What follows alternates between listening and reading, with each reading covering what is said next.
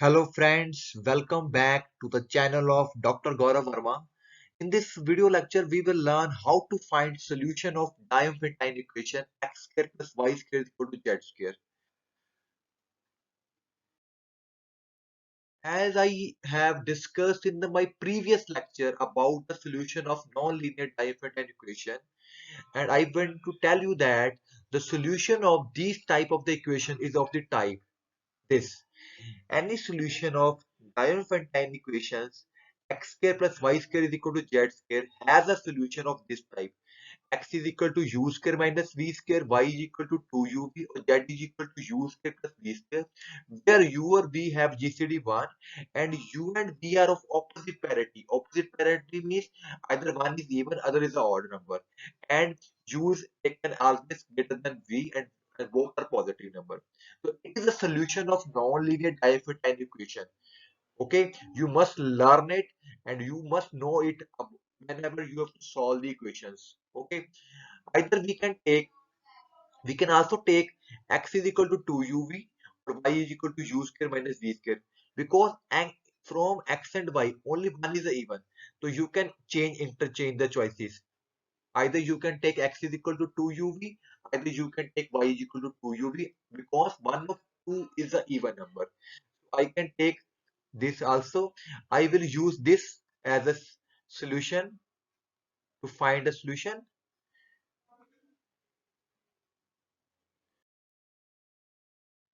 Now, students, we have to do problems. First problem, find solution of equation x square plus y square is equal to z square with condition z lie between 0 to 30.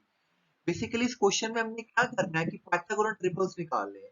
अभी हमें बताया गया कि Pythagorean जो triples होते हैं किसी भी इक्वेशन के इस तरह की शेप में होता है उसका solution x is equal to 2ub, y is equal to u square minus v square, z is equal to u square plus v square। और साथ में तीन बातें होती है कि u और v की जीसीडी 1 होती है, u and v are of opposite parity, और third one is u always greater than v positive number, दोनों पॉजिटिव नंबर होंगे।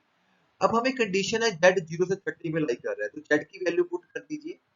अब आपको ये है कि u square plus v square less than 30, तो u स्क्वायर का मतलब है किसी नंबर का परफेक्ट स्क्वायर।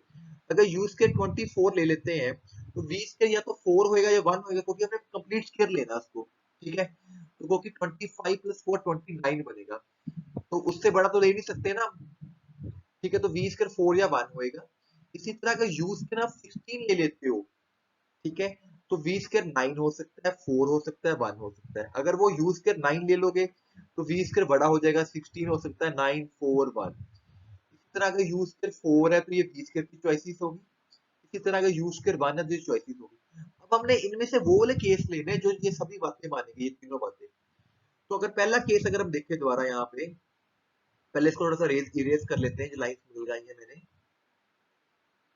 देखो पहला केस है u square is equal to 25। अगर मैं u को 25 ले लूं तो v स्क्वायर में 4 ले सकता हूं पर 1 नहीं ले सकता, क्योंकि दोनों नंबर ऑड नहीं हो सकते। u और v आर ऑपोजिट पैरिटी। एक ही केस बनेगा u square 25 v square is equal to 4, तो u की वैल्यू 5 आ गई, v 2 निकल गया, तो x y z आपका निकल जाएगा यूजिंग दिस वन। ठीक है जी। अब सेकंड केस में आइए, u स्क्वायर इवन नंबर है, तो इवन में ये वाला तो कट ही गया आपका, तो ऑड नंबर ले सकते हैं। तो यू स्क्वायर एक बार 69 वाला केस बनेगा, एक बार यू स्क्वायर 61 वाला केस बनेगा, क्योंकि ऑपोजिट पैरिटी वाला काम चलेगा। तो यहाँ से u की वैल्यू 4 आ गई, v 3 आ गई। पॉजिटिव नंबर लेने, नेगेटिव नहीं लेना, -4 नहीं लेना। x x y z आपका निकल जाएगा। इसी तरह यहाँ से u 4 आ गया, v 1 आ गया, तो वहां से भी आपका x y निकल जाएगा। अब अगला केस है u square 9, it is odd number, तो ऑड के साथ इवन का केस बनाओगे, 16 या 4 वाला केस बना लोगे आप। ठीक है जी। तो इसी तरह आपने देखो यहाँ पे 4 के साथ ये वाला केस बनाया। ठीक है, यहाँ से इसका आंसर आ गया। आल्सो इंटरचेंज, इस तरह हम सभी सॉल्यूशंस निकाल लेंगे। जो आंसर ऊपर आपने निकालने हैं ये वाले, उनमें एक्स वाई की वैल्यू इंटरचेंज कर दो तो अगर बाकी आंसर भी हमारे पास आ जाएंगे, क्योंकि वो चॉइस होती है। मैंने आपको बताया एक्स को हम यूज कर माइनस बी स्क्वायर भी ले सकते हैं, वाई को 2u भी ले सकते हैं। तो हमारे पास जो ये इतने, ये 435 लास्ट बन गया, इससे छोटा तो और कोई भी नहीं जाएगा ना। इनको इंटरचेंज कर दो एक्स वाई की वैल्यूज को, तो हमारे पास अगले सॉल्यूशंस भी आ जाएंगे। तो बड़ा आसान होता है सॉल्यूशन निकालना डाइफेंटाइन इक्वेशन का, वेरी इजी। अब यहाँ पे भी क्वेश्चन है कि x y z Pythagorean triple है, तो हमें ये शो करना है कि एक्स वाई जो है उनमें से कम एक नंबर 3 से डिविजिबल होएगा, और जो ये तीनों नंबर एक्स वाई जेड ये कम से कम किसी एक नंबर 5 से डिविजिबल होंगे. At least one of them xy is divisible by 3. At least one of xyz is divisible by 5. So well, let us take xyz is the solution of Pythagorean triplet equation. तो हमें पता है जो इसका solution है इस तरह का होता है. Let us take. अब हमें ये भी पता है कि u और v की GCD 1 है, ये parity है, opposite u v से बड़ा है, जैसे कि हमने डिस्कस किया है. अब मान लीजिए कि 3 या तो u को डिवाइड करता है या तो v को डिवाइड करता है, क्योंकि दोनों में से एक नंबर इवन है या ऑड है. तो अगर 3 u और v दोनों में से किसी एक को डिवाइड करता है तो 3 इन दोनों के प्रोडक्ट को तो डिवाइड करेगा ही करेगा, तो साथ में 2 भी लगा लिया उसने. तो ये क्या चीज है भाई मेरी, this is x. So 3 divide x आ गया. ठीक है. अगर 3 इन दोनों को डिवाइड नहीं करता, या ना u को डिवाइड करता है ना v को डिवाइड करता है, ठीक है, तो इनकी जीसीडी 1 होगी u और 3 की, और v और 3 की जीसीडी 1 होगी. तो हमें फर्मेट थ्योरम का रिजल्ट पता है, फर्मेट थ्योरम लगाई गई. फर्मेट थ्योरम लगाने के बाद u स्क्वायर और v स्क्वायर का स्क्वायर करके दोनों का डिफरेंस कर दो तो 0 आ जाएगा. तो u square minus v square y है, तो y is congruent to model u 3. इसका मतलब 3 डिवाइड y करने लग गया. इसका मतलब x और y दोनों केसेस में 3 से डिवाइड हो रहे हैं. अब हमने शो करना है 5 की डिविजिबिलिटी. इसका मतलब x और y तो शो हो गया कि 3 से डिवाइड होंगे. अब आ गया 5. इसी तरह मान लीजिए 5 या u को डिवाइड करेगा या v को डिवाइड करेगा. अगर v और u में से किसी एक को भी डिवाइड करेगा तो इस चीज को वो डिवाइड करेगा. इसका मतलब 5x को डिवाइड करेगा. अगर वो इन दोनों को डिवाइड नहीं करता तो जीसीडी 1 होगी, तो आपने फॉर्मेट थ्योरम लगा लेनी है. फिर दोनों का डिफरेंस कर लीजिए. ठीक है जी. तो ये कांग्रुएंट टू 0 मॉडुलो 5 आ गया. फैक्टर बना लीजिए. तो either this is our y, this is my z. तो yz is congruent to 0 modulo 5 आ गया. इसका मतलब जो 5 है दोनों के प्रोडक्ट को डिवाइड करेगा. It means either 5 will divide y और 5 विल डिवाइड z. तो यहाँ पे तीन बातें होगी, 5 x को डिवाइड कर सकता है या y को कर सकता है z को. तो यही शो करना था कि x y z में से कोई ना कोई नंबर 5 से डिविजिबल होएगा. बिल्कुल आसान क्वेश्चन, इंपॉर्टेंट क्वेश्चन. अगला क्वेश्चन है कि हमें ये शो करना है कि जो primitive Pythagorean triplet x y z, उसमें जो प्रोडक्ट एक्स वाई होता है वो डिविजिबल होता है 12 से, डिविजिबल बाय 12. और जो तीनों नंबरों का प्रोडक्ट एक्स वाई जेड वो 60 से डिविजिबल है. ये भी इसका यही मतलब है कि अल्फा बीटा जीरो जो तीनों का प्रोडक्ट है वो 60 से डिविजिबल है, where alpha beta is the solution of this equation.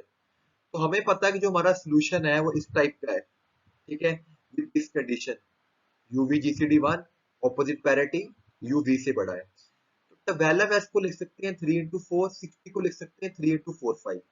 ठीक है जी. तो पिछला क्वेश्चन ही करना है कि हमें ये शो करना है कि U और V या तो 3 से डिविजिबल है और 5 से डिविजिबल है. उसी तरीके से करेंगे. हमें पता है ये ऑपोजिट पैरिटी के है, तो इनमें से एक नंबर इवन होएगा. तो अगर इनमें से कोई एक नंबर इवन है, दोनों का जो मल्टीप्लाई है प्रोडक्ट वो इवन नंबर होएगा, 2 से डिविजिबल होगा. Taking multiplying both side with the 2, तो 4 विल डिवाइड 2UV. इसका मतलब 4xy को x को डिवाइड करेगा. अगर 4x को डिवाइड करेगा तो 4xy को भी डिवाइड करेगा. अब हमने 3 वाले केस पे आना है. तो देखो यहाँ पे 4 था, 4 के लिए मैंने करके दिखा दिया. अब मैंने 3 के लिए लेता हूँ. अगर 3u को डिवाइड करे, अब 3 के में नहीं पता, 2 तो मैं पक्का श्योर था कि 2 डिवाइड करेगा. तो 3 में ऐसे है या तो 3 डिवाइड करेगा या नहीं करेगा. अगर 3u या v में से किसी एक को डिवाइड करता है तो 3 इस चीज को डिवाइड करेगा. 3 विल डिवाइड x. तो अगर 3x को डिवाइड करेगा तो 3xy को भी डिवाइड करेगा. तो एक चीज हमारे पास ये है आ गई. अगर 3u और v को नहीं डिवाइड करता तो जीसीडी 1 होगी, जैसे पीछे किया. तो फॉर्मेट थ्योरम अप्लाई होगी. दोनों को डिफरेंस कर लिया तो y is congruent to 0 modulo 3 आ गया. तो 3y को डिवाइड करेगा. अगर 3y को डिवाइड करेगा तो दोनों के प्रोडक्ट को भी डिवाइड करेगा. इसका मतलब 4xy को डिवाइड पक्का कर रहा है, तो 3 भी xy को पक्का डिवाइड कर रहा है. इसका मतलब हो गया 3 into 4 दोनों xy को डिवाइड करेंगे तो 12xy को डिवाइड करने लग गया. ये तो हमारा शो हो गया कि xy इज डिविजिबल बाय 12. अब 4xy को डिवाइड करता है, 3 भी xy को डिवाइड करता है. इसका मतलब अगर 4xy को डिवाइड करता है तो 4xy z को भी डिवाइड करेगा. साथ में z लगा दिया उसने. इसी तरह 3xy z को डिवाइड करेगा. अब हमने शो करना है कि 5 डिवाइड करेगा. इसको कैसे करते हैं. अगर 5u और v में से किसी एक को डिवाइड करता है तो 5 2uv को डिवाइड करेगा. अगर 5 2uv को डिवाइड करता है तो 5x को भी डिवाइड करेगा, क्योंकि 2uv x है. तो अगर 5x को डिवाइड करता है तो 5x into yz को भी डिवाइड करेगा. अब मान लेते हैं कि 5u और v किसी को डिवाइड नहीं करता, तो फॉर्मेट थ्योरम लग गई आपकी. तो वहां से ये फॉर्मेट थ्योरम का रिजल्ट आ गया. दोनों का डिफरेंस मॉडुलो 5 हो गया. तो ये y हो गया, ये z हो गया, तो z divide 5 divide z into y, अगर z इंटू y को करता है तो 5 x y z को डिवाइड करेगा। इसका मतलब है कि 3 4 5 तीनों x y z को डिवाइड करते हैं और तीनों को प्राइम है, तो 3 इंटू 4 इंटू 5 यानी कि हमारा क्या हो जाएगा, तीनों का प्रोडक्ट उसको डिवाइड कर देगा x y z को। ठीक है जी, तो आसान क्वेश्चन था। अगला क्वेश्चन भी वही है कि find x y z if x is equal to 40। ठीक है, तो ये लेटर जब भी सोल्यूशन निकालना है ना प्रिमिटिव, तो आपने हमेशा एक्स वाई जेड की ये वैल्यू मान लेनी है बेटा। विद दिस कंडीशन यूवी की जीसीडी 1 है, यूवी की ऑपोजिट पैरिटी है, यूवी से बड़ा। अब एक्स मेरा 40 है, इसका मतलब 2u भी 40 हो गया, एक्स की वैल्यू यही है, तो u2v 20 आ गया। तो यहाँ से हमें डिफरेंट केसेस बनाने हैं। कैसे हो सकता है, u20 हो सकता है, v1 हो सकता है, u10 हो सकता है, v2 हो सकता है, u5 हो सकता है, v4 हो सकता है, इसी तरह उल्टे केस बन गए।